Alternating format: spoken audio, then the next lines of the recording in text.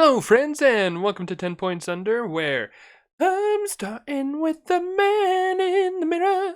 This is Big Bullfrog, aka Taylor, and joining me today is an excellent Heroscape player, and someone who I'm really excited to have cast this game with me, and someone who I'm sure if you've been watching this channel for any amount of time, you're probably familiar with. This is Chris Perkins. Welcome, Chris.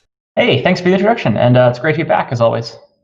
Yeah, always good to have you on and talk Euroscape with you, and especially for this one where this is going to be um, a heck of a game. This is going to be fun. Yeah, definitely. It's an interesting mirror matchup here. Mirror matchups can have a tendency to sort of be drawn out, but I think the fact that both players have a Cayman for some good range support in their armies are going to force a little bit quicker engagement than you might see in some other mirror matchups. So it should be a nice little element. Yeah, I think that'll be a big part of the game. I believe. I actually watched, I don't know, maybe half of the game live. I don't remember what happens. I think part of that is because it's a mirror matchup, and so I just remember a bunch of figures on the board and not so much what they were doing exactly. But yeah, so this game is from the NHSD event. This is the finals, actually. So this is a game between Doc and Vegetarian18. As I'm saying that, I'm actually not remembering who is on which side. I believe Doc is here on the left, but I'm not 100% certain there. We'll have to see once the game starts. But the nice thing is this is a mirror matchup. So I only have to introduce the army once. This is going to be 4 squads of Blade Gruts, drop 1 for the figure limit, plus Narak, Grimnak, Kayamonawa. Probably a little bit easier to tell in this army than this army. What exactly is going on, but yeah, you've got the big dinosaur, you've got the small saber tooth, and you got Kayamonawa down here. Yeah, and I mean, like, there were some parameters for this event, but within those, Blade Gruts were pretty popular, and so popular that 2 players just brought the same army. Yeah, definitely. I think this is certainly one of the stronger armies that was there in the field. So the format that this tournament was working with, for anyone who isn't familiar or doesn't remember the exact details, is 455 points. Bring 1, so you can bring whatever figures you want, except that there was a banned list. So there were several figures, both from classic figures and VC figures, that were disallowed from the tournament. The organizers worked for a while, is my understanding, to try and come up with a good point total to where there wasn't really necessarily a clear new top meta. And I think it worked out pretty well. I think you saw a lot of different variety, even if the finals did end up being this mirror matchup. So some of the figures that you couldn't have brought were, for instance, like Raylan, Major Q9, Death Reavers, some of the better melee squads and some of the better range squads. So the 4th and the 10th were banned. Knights and Heavies were banned. A couple of the more powerful dragons, like Nilfheim and Quahan, were banned. So it's an interesting meta to try and think about without all of those top figures around. Right, yeah, it was, I mean, and I'll be honest, like, because I was brainstorming armies for this event, because I was hoping to play in it, wasn't able to, but I'll be honest, Blade Gruts kind of floated under my radar. I'm not sure why, because a friend of mine actually brought them up, but I don't know, they just kind of floated. But like once I saw the armies, I'm like, yeah, Blade Gruts make a lot of sense for this format. Yeah, they're definitely pretty solid here. I mean, normally you would think of Blade Gruts as being sort of inferior to Heavies, but when you remove that top of the line melee meta, they definitely rise up in power a lot here. I'd say that the Blades and the Axe Grinders are probably the strongest melee armies that you could really field at these point totals. And we certainly see the Blades having bubbled up here to the finals. Right, yeah, exactly. Actually, just like a fun fact about the Axe Grinder, since you bring them up, there were a few Axe Grinder armies as well. I don't believe I actually ended up catching any of them on recordings, partially because the Blades were doing well, and so I did get a few Blade Grit games, but I believe there were at least 3 Axe Grinder armies as well in the event. None of them were mirrored, I don't think, but yeah. No, I don't think. Yeah, definitely. There were certainly several. One of them was mine, actually. I ended up running right. Axe. Yeah, I ended up running Axe Grinders X4 and Major Q10, which is conceptually a pretty similar army to the army that we see here in the mirror matchup, with spammed commons of as many of the melees as you can, and then adding in one nice ranged figure for support. Mm-hmm. Um, I like the build a lot. I didn't get a chance to run it into any of these or either of these heavy not heavies, but blade grat armies. I think that would have been a fun matchup. The one that it ended up dropping to was the Microcore X4 build, which was probably the strongest of the ranged pods that existed in this meta. Yeah. So that's a Microcore is certainly an army to watch out for if you've got one of the more melee heavy armies. But yeah, I think those are definitely sort of the top range of the melee bonding meta that you ran across here. A couple of the other Axe Grinder builds had bonding heroes. So the one that I ran ended up not having a bonding hero because I wanted the stronger range support. I think there were a couple out that different builds out there that had a couple of the different dwarf heroes running with their commons. So some good variety. Yeah, it was a really cool tournament, and I'm excited to do more games from this, as well as like look at this game, because this will be a really cool. I'll be honest, I'm excited to cast the first mirror match that I've had on this channel. This will be really, really fun. Yeah, it should be a lot of fun, and thankfully, one of the players did highlight all their figures green, so it should be easy for everyone to track this while they're watching. Right? Yeah. That'll, and a very, very vibrant green to make them really pop out there. All right, so and I'll go ahead and start the game rolling. And So it looks like Veggie's going to open it up here. Oh, Veggie is on the left. Okay, so I was incorrect. Veggie's on the left. Docket will be on the right. Veggie moving up big Chompy to start off. I think probably the most interesting thing to watch for is when these players jump over to order markers being on Cayman. Because if whoever times that best is going to have a pretty big edge going into when their melee armies finally smash at each other in the middle of the map. So that's certainly something to watch for. I think there'll be a lot of 1 and 2 order markers being on Cayman, and sort of like when those are X's versus when those are like 3s could make a big difference. Yeah, that definitely makes a lot of sense. Like going into this matchup, I'm not certain myself, and maybe it'll I don't know, maybe it'll show itself a little bit more as we get further into the game. But like, at what point is best to bring out Kaimon? If it's like best to maybe get some long shots on Grimneck to try to put some wounds on him and force a rush where they wouldn't want that, or it looks like both players are going for the development, which is probably what I would be going with. But yeah, I think you certainly want to start with getting those blade guards out in front, because one of the things that you absolutely want to avoid is if your opponent get a couple blades and maybe Grimneck next to Cayman. That's a pretty devastating charge in. So keeping that screen up in front is certainly a nice and smart opening. I think Narak is another figure that both players are going to want to watch out for with Cayman on the board, because of all of the important things. Certainly one of the easier things for Cayman to try and one-shot or kill in 1 or 2 turns real quickly. And right now, both of the Naraks are pretty far away from their opposing Cayman, whether by design necessarily or not. So we'll see if they end up moving a little bit closer and giving Cayman some clean shots. It's true. The other thing that I think is interesting about like how this game is going to play out is we've got Kelda up here, which you can see both players are definitely prioritizing with how they're developing and how they've got their orc heroes set up. I'm honestly a little bit glad that Kelda's up here, because I feel like that'll force a bit more action, rather than like if these 2 glyphs were, I don't know, about equally attractive to them, then you probably have a very similar setup as far or similar development, just like mirrored each other.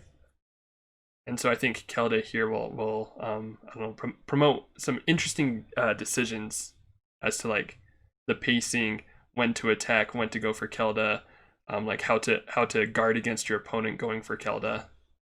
Yeah, definitely. And if you look at Veggie's placement here, both of those big heroes are within range of being able to get to Kelda within 1 move, which is certainly important. And I think that's also definitely something to watch for.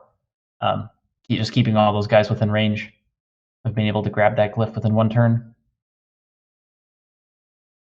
So When do you think? Oh, and I guess this is looking forward a little bit. But like obviously, like you kind of want to build up about a critical mass of blade gruts with your heroes up on either side of this.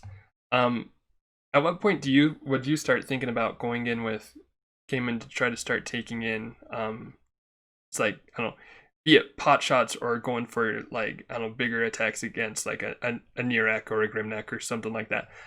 Just like at what point do you think you start prioritizing that?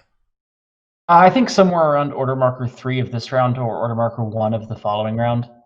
Now I could see either of those as a pretty reasonable opening.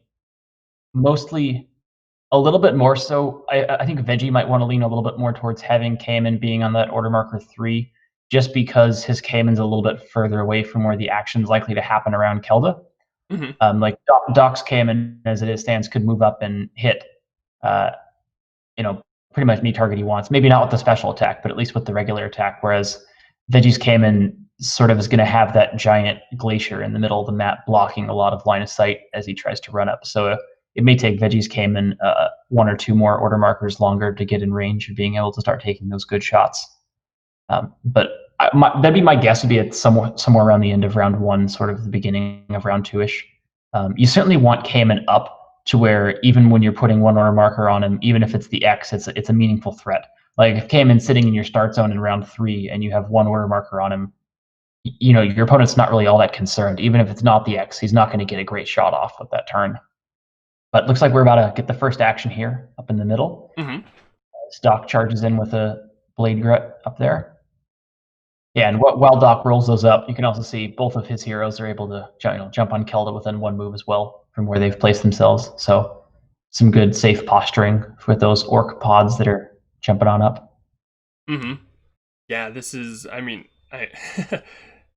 it's cool to see what both players are doing similarly. Since I mean, these are both like top players. Really good. Definitely like. I mean, no, not just because they knew the meta or like had a good prediction for the meta and brought a really strong army for the tournament, but I mean like they're both excellent players and really I mean okay sorry you see them in finals a lot, so they're used to this planning ahead, so it's cool to see where they're similar. Certainly both quite successful tournament players, and we do see Veggie sort of move up his Cayman on that order marker 3 like I thought might be possible. And I think that was definitely more important for Veggie, again, just because of how much further his Cayman was away and where that big line of sight blocker is. I think that's a pretty reasonable jump on order marker 3. Mm-hmm. A little exchange of blade gruts there. I also like that Grimneck taking height there. That's a good spot where it's hard for Veggie to attack into that. It's also still within range of Kelda. And it's a nice little, definitely a nice little plateau for him to hop up on. I mean, normally you don't want to have Grimneck as close to the front line with a Blades build, but here you're looking at attacks of 2, maybe 3 going up into a defensive 6. So mm-hmm. That's as far as a forward deployed Grimneck goes, that's a pretty safe one. Yeah, and plus, I'm like the other great thing about this game is how many orcs that both of these Grimnecks are going to be able to eat as they're trying to get each other. Yeah, for sure. There's going to be a lot of auto kills of those 10-point figures going on in there. And well, Grimneck's regular attack normally isn't all that useful in something in a format here like this, where with Grimneck being on height, getting off 3v2s or 3v3s. He's got a much better shot of that regular attack actually going through mm-hmm. if either player is choosing to take many of those order markers on further Grimneck attacks, which I suspect they will be. This chomp is quite nice. So let's see. I think that would be attack in the south on the bottom of the map. That looks like Veggie blocks. Mm-hmm. And that would be that's right. Let's see. So I wonder if Doc goes into Cayman at this point to start taking some hot shots. He's kind of got his defensive wall. He could always build behind this, but I wonder if he tries to force Veggie to. I would suspect Doc doesn't have the order marker 1 on Cayman here, just because there's really not a great spot for Cayman to move up to. That's because true. Blade Gruts on all of the 2-hex heights that Cayman will want to jump up on. So if there's an order marker, if that order marker on Cayman isn't an X, I would certainly suspect it's later in the round, maybe a 3. Both players, again, putting just a single order marker on Cayman. Mm-hmm. Oh, okay. So swinging down, auto-killing that Blade Grut. Okay. I'm curious to see where these new works are going to fill in the gap. Yeah. Let's see. Building more of a mass in the south now. It's certainly a nice screen for Cayman. Maybe Veggie's setting up another 1-2 on Blades and 3 on Cayman to try to get a shot or 2 off, but we'll see how. Looks like Doc's being fairly aggressive in terms of pushing that advantage in the north, where Veggie's sort of feigned away from. Yeah, like, which I do. It's, I mean, I like both sides, I guess, because that is a pretty good defensive posture for Veggie to be able to pull back there. That is going to be an attack on Nirak, which isn't incredible, but it's also not an incredible place for Doc to be attacking from. It is still defendable, as you can still plug up stuff with Blade Gruts, but Veggie's in a little bit of a poor spot with regards to Kelda now, though. That's as true, really yeah. neither hero is going to be able to jump up there, and Grimnack's a pretty effective roadblock. Mm-hmm. One thing that Doc's move here might force Veggie to switch to is to take at least one more turn with Narak instead of Grimnack to try to clear out, either have Narak pull away or try to clear out that Blade Grut that's adjacent. Yeah, you definitely don't want Narak to be taking these types of 3v3 attacks. Far too critical of a figure to really want to risk falling to 1 or 2 of those blade attacks. Right, yeah. Here's the 3v3. Alright. Okay. Oh, and that's right. Nirak gets his snow strength bonus, which is awesome. This is true. Not one of the most widely seen defensive boosts, but certainly could come into play here. Yeah, I forget about that boost all the time, but when I remember it, I mean, Nirak becomes such a good figure on snow maps just because of that +1/+1. It's crazy. Yeah. I had also, that bonus had actually also blanked out of my mind too. I certainly, with my description of the 3v3, that in reality is a 3v4. But it is a nice little boost when you have maps that allow for it. Mm-hmm. Just so used to thinking of Narak as having 3 base defense. Aren't that many tournament maps that end up using snow tiles in quite such a prominent position as you see here. So Right, definitely yeah. a nice little map for Narak. So Veggie sticking with Blades again, which makes a lot of sense. Oh, and he's going And forward. that's quite an aggressive Narak movement. Yeah, that's spicy. Interesting. Nice kill. But, going for unique attack as well. So he's going for a more aggressive approach to this. I guess blocks off. And so one nice benefit of this is that Narak's now going to be rolling 5 defense against whatever is coming up after it. Mm-hmm. That's certainly a little bit risky, but definitely with some stronger defense to back it up. And it does kind of force Doc into some interesting, I don't know, decision points, because Grimneck's now engaged, and so yeah, you can easily just kill that Blade Grut, but it's not a great spot to get Grimneck into position to boost Blade Gruts in order to get good attacks on Nirak. Yeah. Honestly, I think Doc might even be able to just ignore Narak with where Veggie moved Narak up to. There's no real reason to necessarily engage him there. And you can just go around and continue attacking the Blade Gruts now that are outside of Narak's aura. Yeah, that's a good point as well. So, like with Grimnack stays where he is and chomps once. Yeah, that certainly looks like and I think that's absolutely the correct move. I mean, there's no reason to engage Narak on height there. He's boosting one, maybe two orcs in totality. Mm-hmm. There's just not really you're kind of happy to just let Narek sit there all by himself. Right, yeah, because nothing's forcing you to engage there. So it's yeah, definitely good playing, and a very nice conga line right here of Blade Gruts going into Very, battle. very solid. Yes. Very rarely will you see quite that strong of a line anywhere in Hero. Just need a mimring in the background saying, "Put me in, coach." That would make quite the difference in this matchup. Oh, it would. Yeah.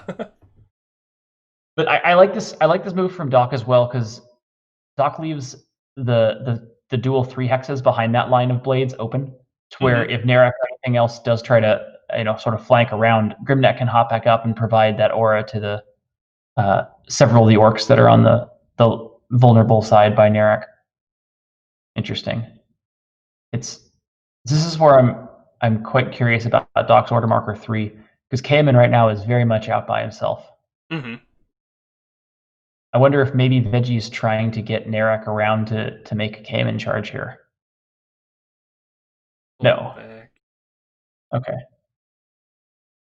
That definitely makes sense. I mean that was I do like the play still. I mean that was a nice easy kill for Nirak to get defensive position and was able to pull back. But also if he keeps pushing to that one, that's just such a great defensive positioning from Doc. 2, you've still got a bunch of orcs in the start zone that you need to get out of there. Yeah, I also like Nirak pulling back here as well. I don't know if I'm sold on sending him out there in the first place. The kill is nice, but I feel like you're sacrificing too much development to Doc forming up such a nice conga line, as you so eloquently described it around the Celtic glyph. It's going to be really difficult for Veggie to have access to that glyph, and Doc pretty much has exclusive access to heal any of those heroes when he needs it. Mm-hmm. And a nice block to go along with that. So no Kamen this turn for either player. Although Doc is also getting aggressive with Narak now. Oh, interesting. Nice. A little bit of a safer play. I think Veggie already did Order Marker 3. Yeah. Mm-hmm. So a little bit safer, because if Doc can get the initiative switch, then he can probably pull Narak back behind the line if he so chooses. Yeah, the one thing I don't like is the even ground 3v4 that he could take if he moves, or if Veggie moves Grimneck in and takes an attack there. Although, whether or not, I don't know if Veggie does that or if he stays here with Grimneck in order to boost these Gruts up here. Yeah, certainly going to have to pick one side or the other. I mean, you can jump back and forth a little bit, but something's going to be vulnerable. Mm-hmm. And so now this initiative becoming quite important for Veggie, because if Doc wins it, Doc's going to be able to chomp a blade and then get at least 2 heighted attacks on Grimneck with blades from that 3 height on the left-hand side. At this point, I would strongly suspect Doc is rolling all blade gruts, and that came in as an X. Veggie's got a little bit more flexibility, but okay. And so Veggie does win initiative. That's very, very nice little win for Veggie there. Yeah, on a wonderfully close 14-13. Mm-hmm. Now this is a decent spot for Veggie to be able to take with that initiative. Takes height there. I mean, and this could easily just become a bunch of Grut trading as Grimneck's chomp and Gruts take swings at Grimneck's, and then yeah, for sure. And 3 out of 4. Nice. See. That's 2 wounds. I mean, certainly not, and 2 more skulls. But block. Okay. Block. I mean, it's certainly nice, but I think that the downside for Veggie there was a lot higher than Doc, mainly just because Doc can go grab Kelda, whereas Veggie can't. So, would be quite surprised if Grimneck went and grabbed Kelda just yet. I think that there's no need for that, but certainly can grab it in the near future if he so chooses. I would certainly suspect to chomp the Grut up on height, and then probably attack the one on even ground. Despite all the potential boosts, that even ground Grut is just going to be rolling one dice, or not one dice, but two dice rather. No Grimnack, no Narak. Mm-hmm. So a little bit more exposed there. Yep, takes that chomp, makes that attack. Nice little 2v2. And two kills for Grimnack. And Grimnack's tail getting in the way. Classic problem on online Heroscape. So now, I wonder what Doc's doing with his blade gruts now. I mean, I think you put one there to make that attack. Certainly put one there. I think you also might swing one around the other side of Grimnack to the further left just to block. Yeah, exactly right there. Just to keep Grimnack as safe as can be. I mean, Doc's Grimnack's certainly going to take one heighted attack from Veggie after Grimnack chomps that even grounded Grut. But don't want to let him take too many shots on your Grimnack there.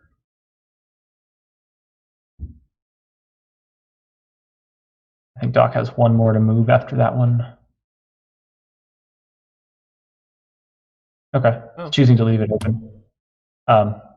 Certainly some upside there, and having access to Kelda, you can probably take that risk. I mean, the benefit obviously is if a Grut does move back up, Doc's Grimnack has a chance to try and kill two again, which is always nice. But risking your own Grimnack's health in exchange. And Veggie takes two. Man, what wimpy Grimnacks today. Indeed. As far as defense goes. Yeah, refilling that spot that will be chomped continuously. This is not a spot you want to be in if you're an orc. Wait, I have to go there now? No. And nice block from Grimnack. Okay, so it takes out one orc down there. Another orc who was certainly sent to die and just hold that spot for a brief while. That's what you get for only being 10 points. Right, so let's see. 7 blade gruts left for Veggie, 9 blade gruts left for Doc, so not a huge difference really. Not a huge one. Although I think you can certainly see it getting expanded more by the end of this round because Doc's still got a chance to attack with up to 8 more blade grit attacks versus Veggie's 4 in this round.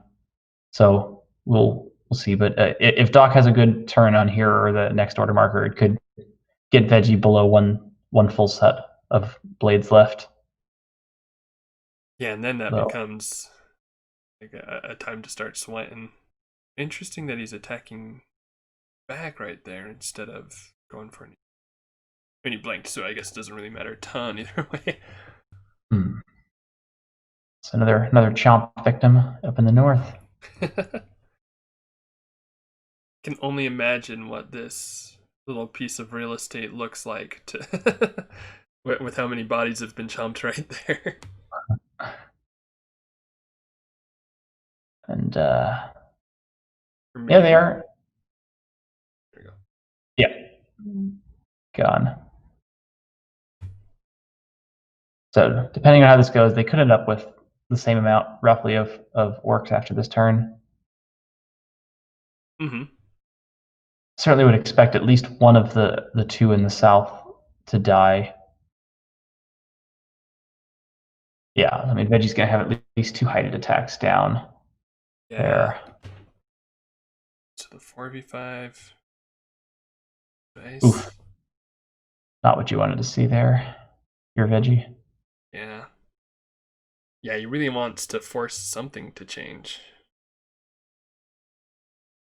I know, because if things keep going the way they are, he's losing as far as attrition goes. Although at the moment they are even on blades, but that's true. Doc's Grimnack is sure to change that in the immediate future. And so next round will make the order markers a lot more interesting, with a very real chance of your opponent getting you under one squad of blades. Mm-hmm. Oh, and Doc's going for unique attack now. Yep, I like that play a lot. If nothing else, it forces Veggie to sort of swing back around with a single blade gret. And with the upside, your Cayman might end up being able to use that unique attack on the first ranged shot. I mean, Cayman's going to want to be using a special attack for sure, but on the first move, at least, he's not going to be in range whenever he decides to join in on the fun. If he decides to. I imagine he's having a nice time back there sipping tea and just watching orcs get chomped left and right. Sharpening his sword, getting ready to face the big, scary dinosaur. Another nice block. There's been a surprising amount of defense on that south end between those grets that are swinging at each other. Mm-hmm. Yeah, lots of good rolls on both sides there. Another 2 skulls against Grimneck there, who takes them. Oof. Ooh, that's painful. Oof. And with no real way to get to Kelda, the Veggie's Grimneck does not look long for this world. Yeah. Now that was the end of the round too, right? So that could very potentially be an order marker or an initiative switch into a dead Grimneck. So Veggie's almost certainly going to have to put at least 3 on Cam, and I think the interesting question is whether 2 also goes there. Looks like not. Looks like not. It's interesting.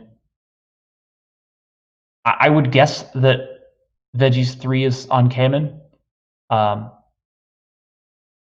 Probably Doc's 3 as well. I think if you're either player here, you at least have to be expecting that that's at least a 50-50 chance, if not better. And so the Doc wins initiative, activates.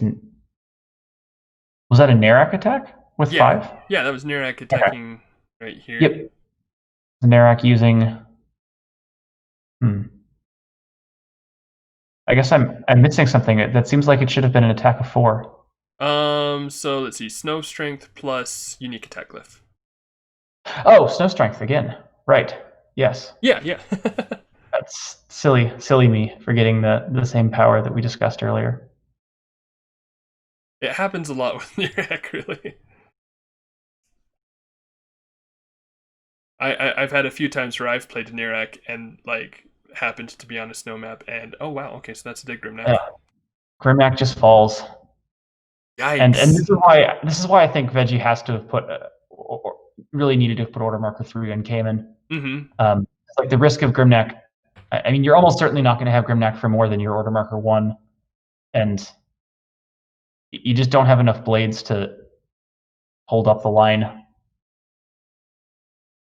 Yeah, no, going with Narak. Do you think this is to probably going for Grimneck there? Probably. It's an interesting decision. Because I feel I don't know. I think I'd probably prioritize Grimneck because I think that's more of a threat to Kaimon than the Blade Grets, but also there is Kelda, so I don't think it's an obvious decision. I'm also curious at this point whether Doc would want to use Kelda on Grimneck or try to save it for his own Cayman. Right. Oh, Veggie goes for it, but doesn't add any wounds. Oof. And I think given that none of the blades in the south died, that's probably correct. One thing I was thinking about there is if Veggie's able to kill 2 blades in the south, then maybe you swing at the blade up north instead of Grimneck, because that would get Doc down under 1 squad. That makes sense, yeah. And so I certainly like the order of how Veggie made those attacks, because you're able to make a lot better of an informed decision in the north, knowing whether you kill 0, 1, or 2 of the blades in the south. Yeah, I think that's certainly a smart decision there. I mean, you don't know where the order marker 3 is for sure, but I think if you're Doc, your best path to victory is assuming that order marker 3 is on Cayman and trying keep him back there to where it Cayman can't easily get to quick release on either of your orc heroes. There's like from like just the board state here, I think you'd probably have to say that Doc is ahead given the number of Gruts and hero wounds. And so at that point, you really just want to minimize variance by trying to lock down Cayman. Certainly a lot better for your overall win chance than leaving him alone and taking a big risk. Yeah, I definitely agree there.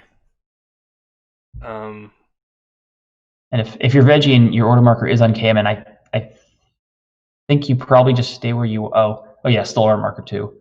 But when you get to order marker 3, this is really going to force veggie to just not move Cayman and quick release into Blade Grets. Interesting, going around him for the attack on Grimneck. And not working, man. He's had some pretty good attacks against Grimneck, but it's not working out for him. But that does block Grimneck from Kelda. So that's, I mean, I don't know. It certainly does. Again, I'm not sure if Doc would take that necessarily at this point. Right. But it certainly does block off the possibility. And Veggie took that 1 move back. I think that was 7 move. Get that Blade Gret up to the spot near Grimneck where he had been at before. So yeah. Okay. He really needs. Yeah, nothing going through there for him. Yeah, it's tough. I mean, they're not attacks you want to take. They're more out of necessity. Mm-hmm. But I think both of those are 2v4s, or no, 2v3 on the left, and then 2v4 on the right. But still not great odds either way. And then bringing Narek back for the Narek v Narek. Yeah. The mirror match within a mirror match. I think I'll take the Narek on height, even if he didn't manage it there. And both on snow, which is a fun thing you don't see too often. The double Narek snow. I would expect that Doc adds 1 more Blade Gret to being adjacent to Cayman here. Like down just further time down. That spot, or maybe even swinging all the way around to the far side just to really try and lock Cayman down. Like I think like to the south end. Yeah, you're giving up height, but the quick release special is probably going to kill you anyways. Mm-hmm. Or not.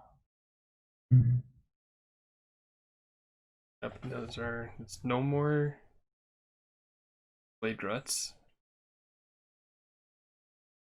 Yeah, now we see Cayman, which I think that this order marker 3 was a necessary hedge, and certainly ended up being where Veggie wanted it to be. Mm-hmm.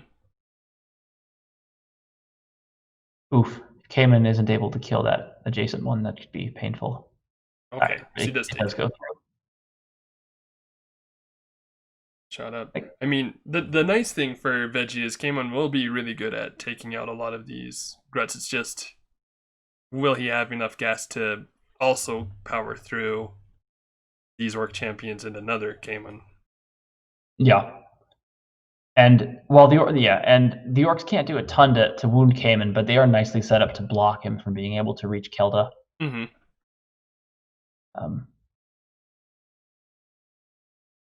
Curious if Doc takes any Blade Gret order markers here.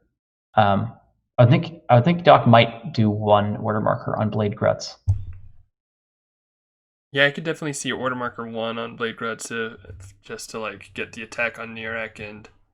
Because one thing Veggie's Kelda could do, if Veggie happened to take an order marker, sorry, not Kelda, but Narek, there's a small possibility Veggie might try to use Narek to get on that Kelda glyph if Narek took a wound just to deny it to Doc. That's true. I'm not sure Veggie can afford the order marker to take the time to do it, but it's an interesting option at least. I mean, that being said, I would certainly expect Veggie to just go all 3 on Cayman here. Right. Yeah, definitely. And Okay, so 3 on blades and 1 Caimon for Doc. Doc stays much heavier on blades. And I mean, I guess there's not really much downside here. Like maybe your Grimnack is able to chomp Veggie's Cayman. Mm-hmm. Although the one thing that I would be a little bit concerned about here, if I was Doc, is Veggie's Cayman just sort of skirting around the edges of the map and being able to take a few heighted shots on order marker 2 and 3 against your own Cayman in the start zone. Because as it stands, I mean, Doc ended up winning initiative, but if Doc hadn't, then Veggie's Cayman could have jumped up on the southern height, tried to pick off the 2 near orcs, and then maybe allowing Veggie's Cayman to hit your own Cayman from height. Right, yeah, which would not be a happy situation. What? Doc, is he also going for attack again? Second wind on Eric. Yeah, it's a nice little spot there. And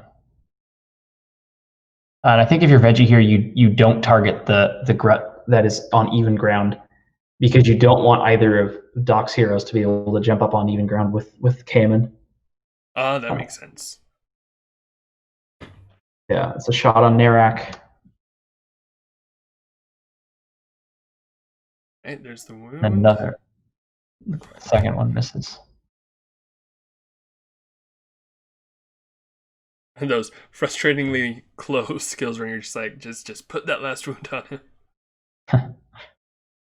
Indeed. And I mean, Doc could swing Grimnack around and try to chomp up on Cayman. Yeah, which it looks like is what he's going to do. Oh my gosh. Yeah, that'll do it. Well, that's certainly effective. Yeah.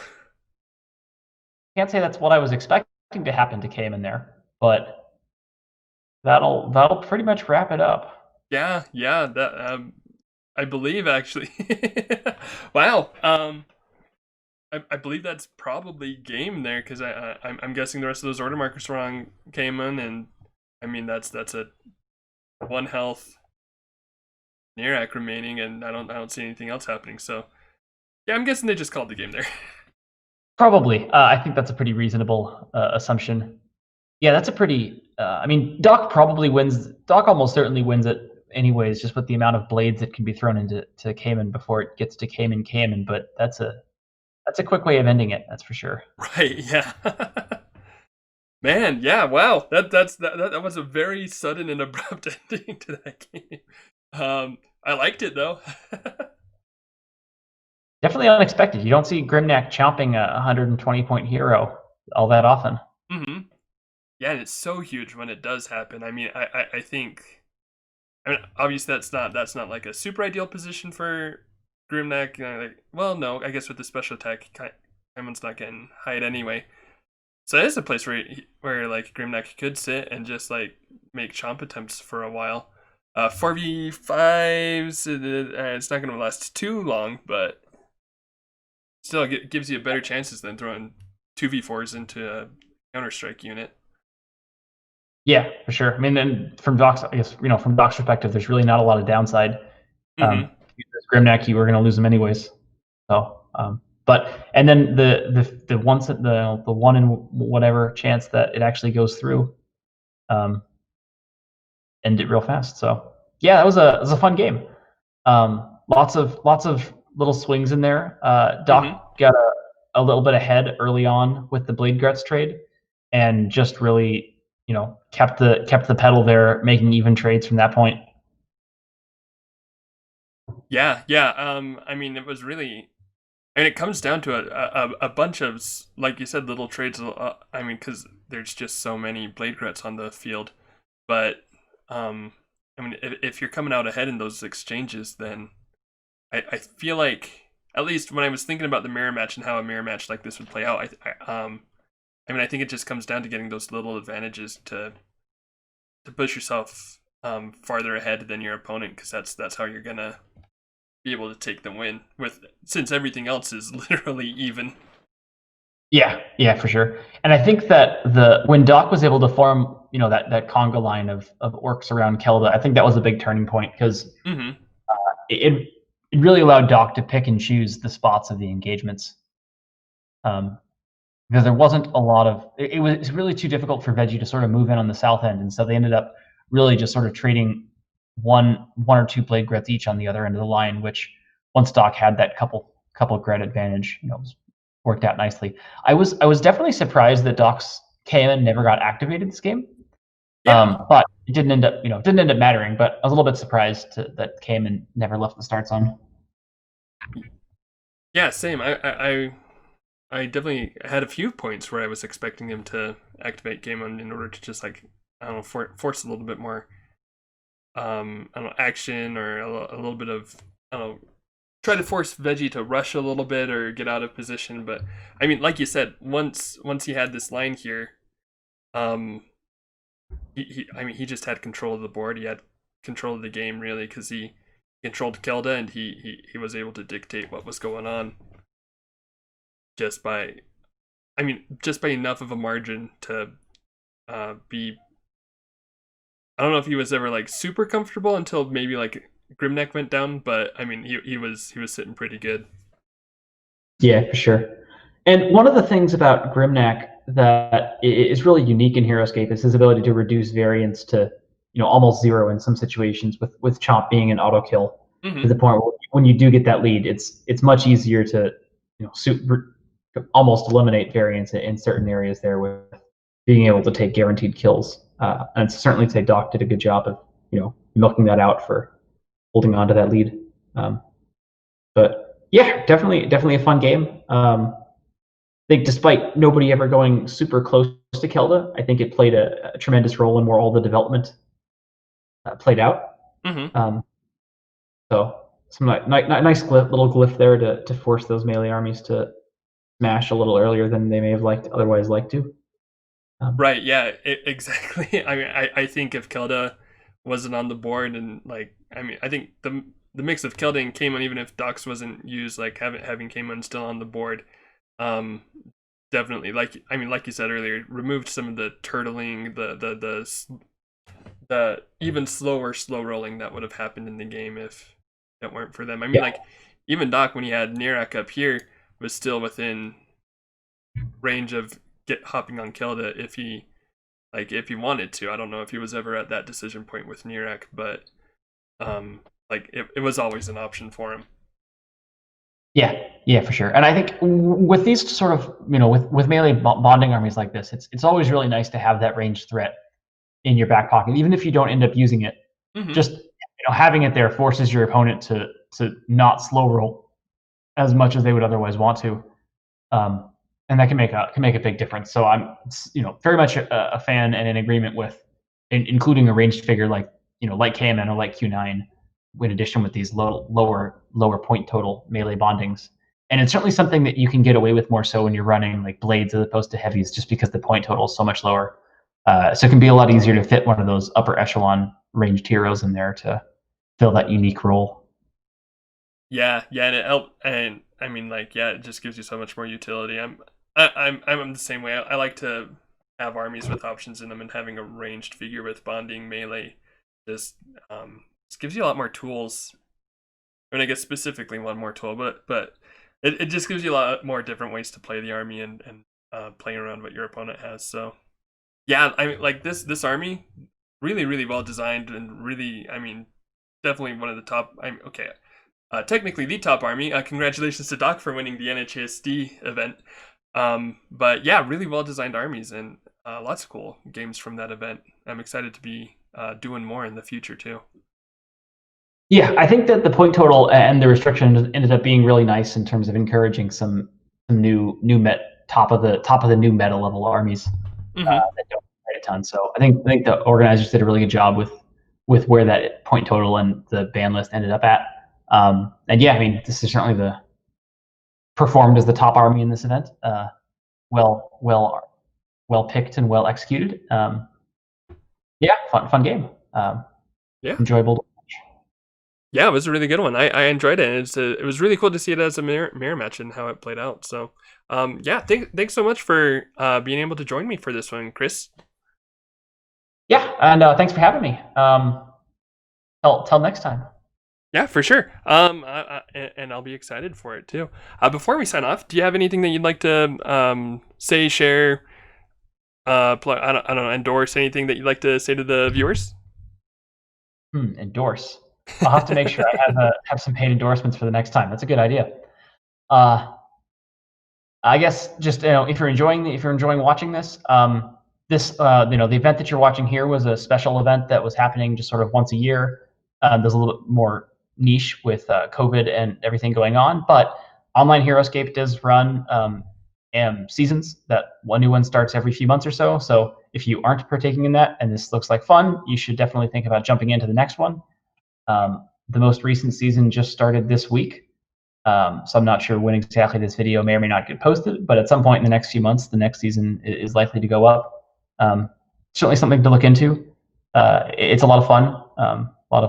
So if you're interested in Heroscape, I guess I would encourage you to check that out. But unfortunately, that's not a paid plug, more of just a fun hobby plug.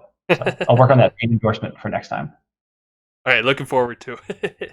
But yeah, I mean, like I totally agree. The online community is really really cool, full of super friendly people like Chris Perkins, who are like, if you're brand new to the scene, they're always super willing to help you out, give you pointers if it's like your first online tournament. Um, they're a good group to get to know and just have fun games with. So I definitely agree with that endorsement. Also not paid, unfortunately. We need to start paying them so that they can pay me. just put money in a circle, I guess. But yeah, thanks again so much for joining, Chris, and thank you viewers for viewing.